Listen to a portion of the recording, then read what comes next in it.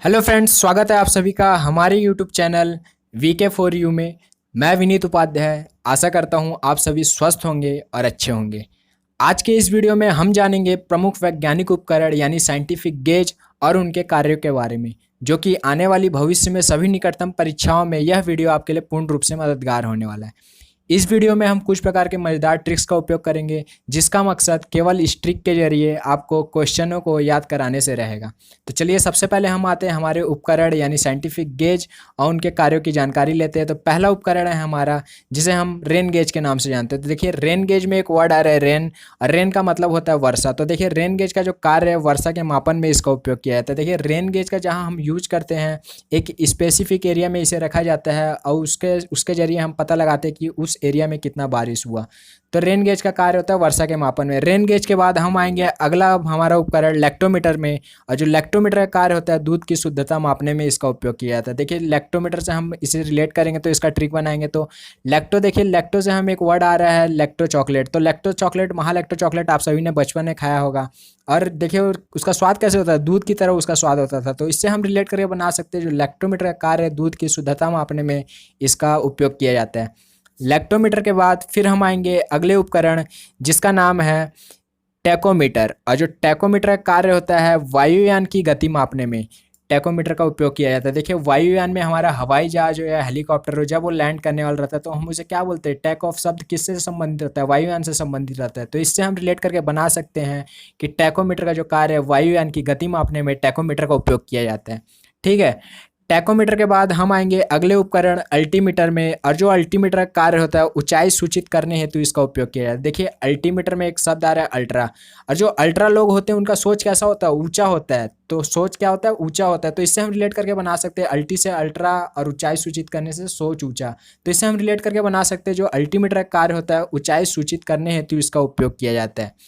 Altimeter के बाद हम आएंगे अगले उपकरण, जिसका नाम है माइक्रोमीटर। और माइक्रोमीटर का जो उपयोग है लघु दूरियां मापने में। माइक्रोमीटर आप सभी ने देखा होगा लैब में।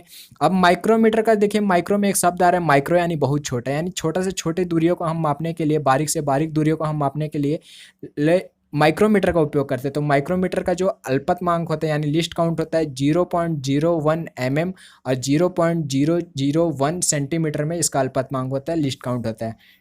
तो माइक्रोमीटर के बाद हम आएंगे अगले उपकरण थर्मामीटर में, और जो थर्मामीटर का कार्य होता है ताप मापन हेतु इसका उपयोग किया जाता है। थर्मामीटर आप सभी ने देखा होगा। देखिए, थर्मामीटर का आप सब जानते होंगे, फिर भी मान लीजिए अगर इसमें ट्रिक बनाते हैं तो थर्मा को हम रिलेट करेंगे थर्मस से। और थर्मस का क्या काम होता है, ताप को समान बनाए रखता है। तो जैसे अगर उसमें गर्म चीज़ डालते हो गर्म ही रहेगा, और ठंडा चीज़ डालते हो ठंडा ही रहेगा। तो इससे हम रिलेट करके बना सकते हैं थर्मामीटर का जो कार्य है ताप मापन हेतु इसका उपयोग किया जाता है। थर्मामीटर के बाद हम आएंगे हमारे अगले उपकरण, जिसका नाम है स्टेथोस्कोप। स्टेथोस्कोप का जो कार्य है हृदय व फेफड़ों की गति सुनने में। आप सभी ने जब भी क्लिनिक गए होंगे तो हर डॉक्टर के पास आपने ये स्टेथोस्कोप देखा होगा। देखिए, अगर इसमें ट्रिक बनाएंगे तो स्टेथो से हम रिलेट करेंगे स्टैचू को, और जो व्यक्ति स्टैचू होता है उसका क्या चलता है, सिर्फ हृदय व फेफड़ा चलता है। तो इससे हम रिलेट करके बना सकते हैं, क्योंकि स्टेथोस्कोप का जो कार्य है हृदय व फेफड़ों की गति सुनने में इसका उपयोग किया जाता है। स्टेथोस्कोप के बाद हम आएंगे अगले उपकरण ऑडोमीटर में, और जो ऑडोमीटर का कार्य है पहियों द्वारा तय की गई दूरी मापने में इसका उपयोग किया जाता है। तो ऑडोमीटर को हम रिलेट करेंगे ऑटो से, और जो ऑटो वाले ड्राइवर रहते हैं वो कैसे पैसा लेते हैं, जितना दूरी हम तय करते हैं ऑटो द्वारा, ऑटो के पहियों द्वारा तय की गई दूरी हिसाब से हमसे पैसा लेता है। इससे हम रिलेट करके बना सकते हैं ऑडोमीटर का जो कार्य है पहियों द्वारा तय की गई दूरी के हिसाब से इसे उपकरण के जरिए हम मापते हैं। ऑडोमीटर के बाद हम आएंगे अगले उपकरण एनीमोमीटर में, और जो एनीमोमीटर का कार्य होता है हवा की गति तथा शक्ति मापने में इसका उपयोग किया जाता है। एनीमोमीटर में एक वर्ड आ रहा है एनीमो, यानी नीम। और नीम का पत्ता कैसे हिलता है, हवा की गति से हिलता है। हवा की गति से, हवा की शक्ति से नीम का पत्ता हिलता है। तो इससे आप रिलेट करके बना सकते हैं जो एनीमोमीटर का उपयोग होता है हवा की गति तथा शक्ति मापने में इसका उपयोग किया जाता है। एनीमोमीटर के बाद हम आएंगे अगले उपकरण, जिसका नाम है हाइड्रोमीटर। और हाइड्रोमीटर का कार्य क्या है, द्रव का अपेक्षित घनत्व। देखिए, बहुत सारे स्टूडेंट हाइड्रोमीटर और हाइग्रोमीटर में कंफ्यूज होते हैं। देखिए, तो हाइड्रोमीटर में तो एक वर्ड आ रहा है ड्रॉ, और ड्रॉ को हम रिलेट करेंगे ड्रॉप से।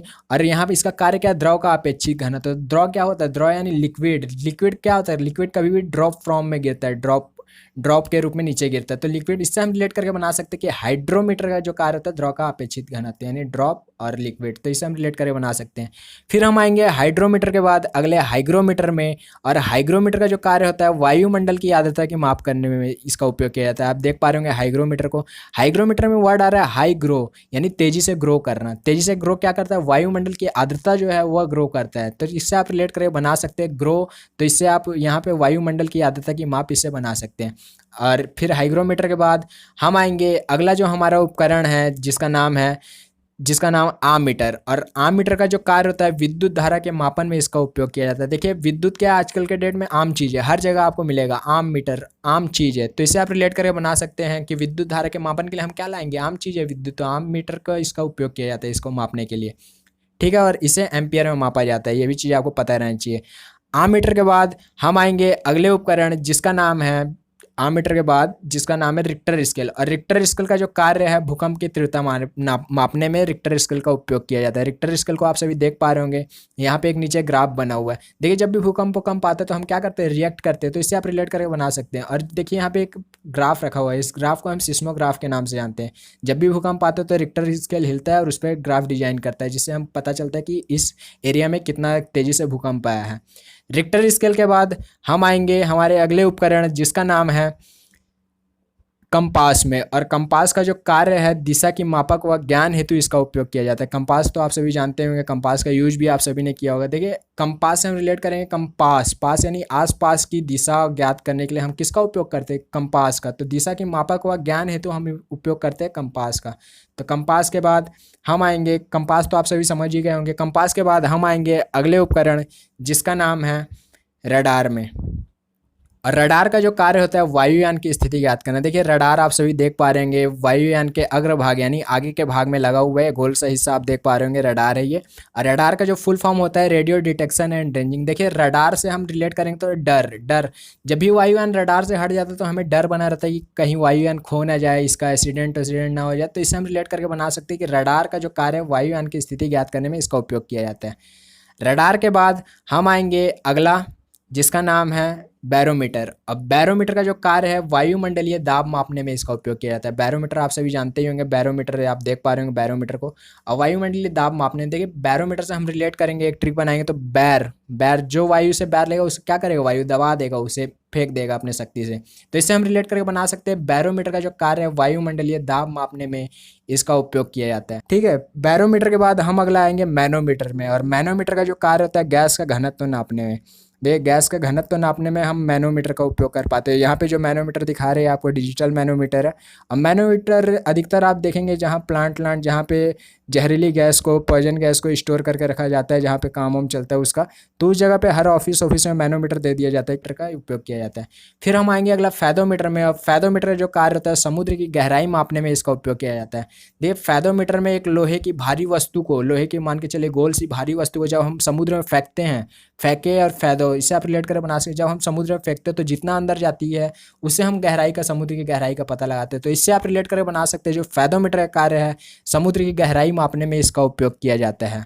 फैदोमीटर के बाद हम आएंगे अगला जो हमारा उपकरण है उसका नाम है कार्डियोग्राफ, और जो कार्डियोग्राफ का जो कार्य है हृदय की गति की जांच करने में इसका उपयोग किया जाता है। हृदय गति को जांच करने में कार्डियोग्राफ का उपयोग किया जाता है। देखिए तो कार्ड से हम रिलेट करेंगे हार्ट, और कार्ड हार्ट, तो फिर कार्डियोग्राफ का जो कार्य हुआ है हृदय गति की जांच करने में इसका उपयोग किया जाता है। इसे आमतौर पर आप सभी आईसीयू में देख पाएंगे कार्डियोग्राफ को।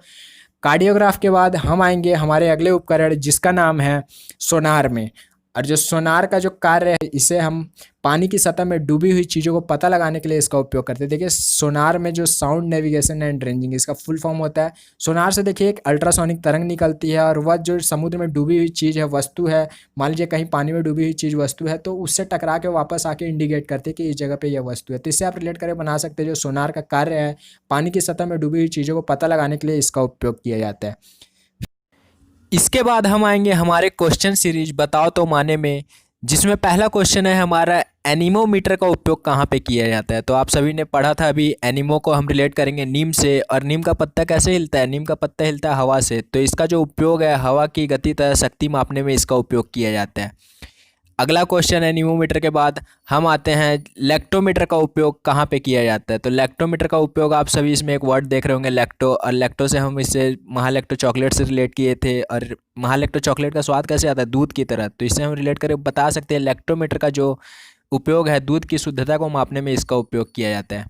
आशा करता हूँ आपको हमारे वीडियो अच्छा लगा होगा। अगर आपको हमारे वीडियो अच्छा लगा होगा तो इसे लाइक शेयर सब्सक्राइब करना ना भूलें, और साथ ही साथ बेल आइकन को प्रेस कर ले जिससे आने वाली नए नोटिफिकेशन आपको जल्द से जल्द मिल जाए। धन्यवाद।